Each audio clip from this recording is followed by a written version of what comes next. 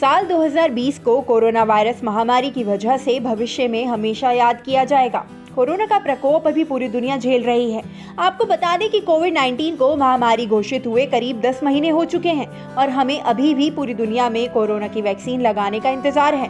Corona महामारी की वजह से दुनिया भर की प्रमुख अर्थव्यवस्थाओं के साथ साथ भारतीय अर्थव्यवस्था पर भी गंभीर नकारात्मक असर पड़ा है। कुछ कारोबार के लिए तो कोरोना काल बनकर सामने आया है। ये कारोबार पूरी तरह से नष्ट हो चुके हैं। हालांकि जानकार कोरोना वैक्सीन की प्रगति और मौजूदा स्थितियों को देखते हुए उम्मीद कर रहे हैं कि आने वाले कुछ महीनों में सब कुछ ठीक होने लग जाएगा। आपको बता दें कि पिछले साल चीन से निकले कोरोना वायरस ने पिछले एक साल में भारत में जहां 1 करोड़ से ज्यादा लोगों को संक्रमित किया है, वहीं अगर पूरी दुनिया की बात करें तो 7.5 करोड़ से ज्यादा लोग संक्रमित हो चुके हैं। भारत में अब तक करीब 1.5 लाख लोगों की मौत कोरोना वायरस महामारी की वजह से हो चुकी है, जबकि पूरी दुनिया में 17 लाख से ज्यादा लोगों की जान जा चुकी है।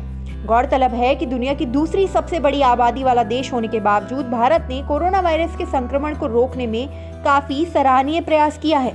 बता दें कि शुरुआत में पूरी दुनिया में कोरोना वायरस को लेकर हाहाकार मचा हुआ था और अमेरिका जैसे सबसे शक्तिशाली देश में तो जून में 1 लाख से ज्यादा केस आ गए थे। उस समय भारत में संक्रमण के बेहद कम मामले सामने आए थे और अभी भी भारत सरकार संक्रमण की रोकथाम के लिए काफी तेज प्रयास कर रही है। भारत में सबसे पहले कोरोना वायरस से संक्रमण का मामला 30 जनवरी 2020 को दक्षिण भारत के केरल में सामने आया था। वायरस के संक्रमण का पहला शिकार 20 साल की युवती थी। दरअसल ये युवती 25 जनवरी 2020 को चीन के वुहान शहर से लौटी थी। आपको बता दें कि वुहान ही वह शहर है जहां से इस खतरनाक वायरस की शुरुआत मानी जाती है।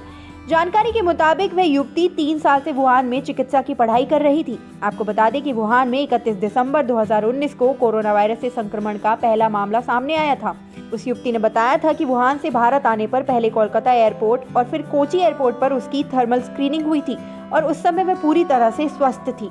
हालांकि अगले ही दिन बीजिंग स्थित भारतीय दूतावास से उन्हें एक एडवाइजरी प्राप्त हुई थी जिसमें उन्हें अपना मेडिकल टेस्ट कराने की सलाह दी गई थी। उसके बाद उन्होंने सरकारी अस्पताल में टेस्ट भी कराया था।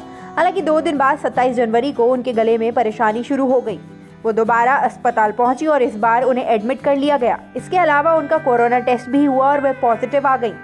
भारत सरकार ने भी उस समय इस बात की पुष्टि की थी कि चीन के वुहान विश्वविद्यालय से आए एक छात्र में कोरोना वायरस के लक्षण पाए गए हैं।